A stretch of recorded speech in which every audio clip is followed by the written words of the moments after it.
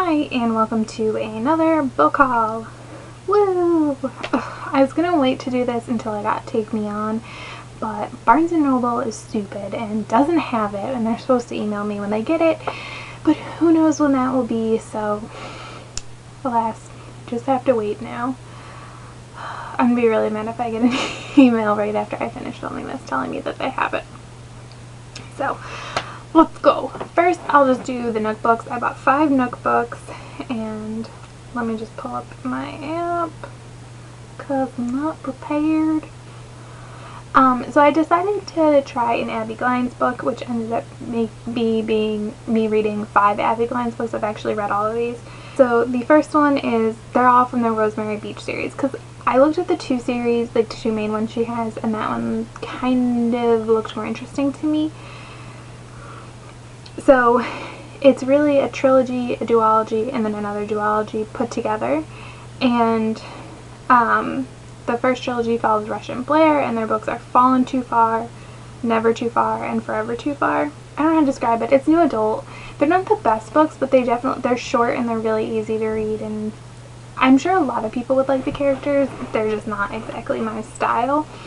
But obviously I've read them, so liked it enough. And then the second, like the duology, follows Woods, who's a side character from the other books, and a girl named Della, and those are Twisted Perfection and Simple Perfection. Those are much better, but I definitely, if you're going to read the series, would suggest I feel like you kind of have to read them all. Like, April Brooks has a video on Abbi Glines, which if I remember, I'll link in the description, and she says how to read them. She says you should read Fallen Too Far, Never Too Far, Twisted Perfection, Forever Too Far, Simple Perfection, and then the other books, which are about another character.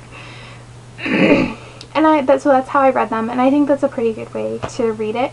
But she loves Abbi Glines, so if you want, check her video out so you can see what she likes and everything. And then I did get some other new releases. I got, at the beginning of the month, I got The One by Kira Cass. Yay! Fun times. And mine came, it was a Barnes & Noble edition, so it came with a poster, which, can I read? Oh no, it's way up there. Nope. Not gonna get it. And it was, which I'm really kind of like past the age of putting posters in my apartment, but it was cool. It's this cover on one side and the selection cover on the other side, which in my opinion are the 2 prettiest covers. But if you don't know, this is the end of this. Ooh, almost fell out of my hand. This is the end of the selection series by Kira Cass. And I did read it. I thought it was a perfectly acceptable conclusion. And then on the same day, actually, this came out, Breakable by Tamara Weber, and this is a companion novel to Easy, which I believe I hauled earlier this month, and I've read this as well, along with Easy. And oh, this was so good too. I mean, I think I like Easy more, but this is a really good story, and I don't really want to do a synopsis because it sort of would spoil Easy to do a synopsis of this. But if you read Easy and you liked it, read Breakable. If you haven't read Easy, read Easy and then read Breakable. And then I did place a small little Amazon order, and I bought What I Thought Was True by Huntley Fitzpatrick, because I read My Life Next Door this month and I loved it, so I just wanted to buy this. And I love that the spines match. Like, do I have... Yeah, I do. Like, look. They're like the same style. I love that. Like, I believe this takes place in the same world as My Life Next Door, but not with like the same characters. There is another book coming out about a side character from My Life Next Door next year, but this is different. And this, I believe, is kind of like a guy and a girl who used to know each other and they kind of reconnect. And I do like stories like that, and this cover is just gorgeous. Like, I don't really display books. Like, I'm not sure if you can tell, my bookshelf is a mess.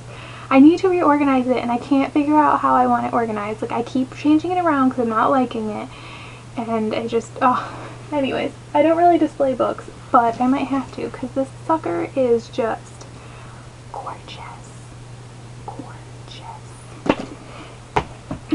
And then the other thing I bought was a box set, which I already got rid of. Well, the box is like in storage. I don't throw them away, but I got the Summer I Turned Pretty series by Jenny Han. So that's The Summer I Turned Pretty. It's Not Summer Without You, and We'll Always Have Summer. And I've just been hearing a lot of good things about these, and I'm really in a contemporary and new adult mood. When you see my wrap up, you will definitely see that. I kind of forced myself to read the non-contemporary and new adult books. I mean, I enjoyed them. I just was like, this is what I'm wanting, and especially beachy things. It's just been really warm here, and I'm just really liking the idea of the sun and the beach, and I'm not really a sun and beach person, but I've been really into it, and like I said, I've heard a lot of good things, so I'm excited to read these. And then the last book will not be a surprise, I'm sure, is this monster of a book. Oh my god, freaking City of Heavenly Fire. Like, I knew it was big, like I knew it was over 700 pages, but it's just massive. It's like Harry Potter big. And because the Mortal Instruments books, if you don't own one, like, what are you doing? But if you don't own one, not only are they like tend to be pretty big page count wise, they're also taller than a normal book. Like, do I have, like, this is like a normal hardcover, this is a Mortal Instruments hardcover. Like, it's bigger. It's just huge. So this is the last book in the Mortal Instruments series, and I went and bought it. I actually got it at Target, and it was on sale for like $16.99, which is really good because it's like $24.99 at Barnes & Noble. Plus I was pissed off at them but not having to take me on, so I'm glad I didn't have to give them any money that day.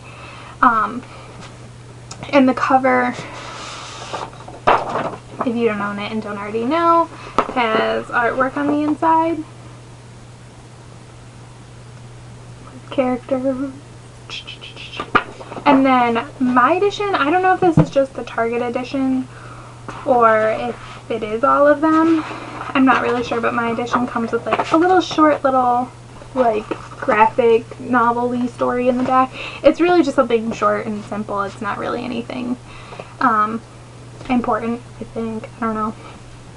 But oh my gosh, this book is so big. And I have read it. These are all my...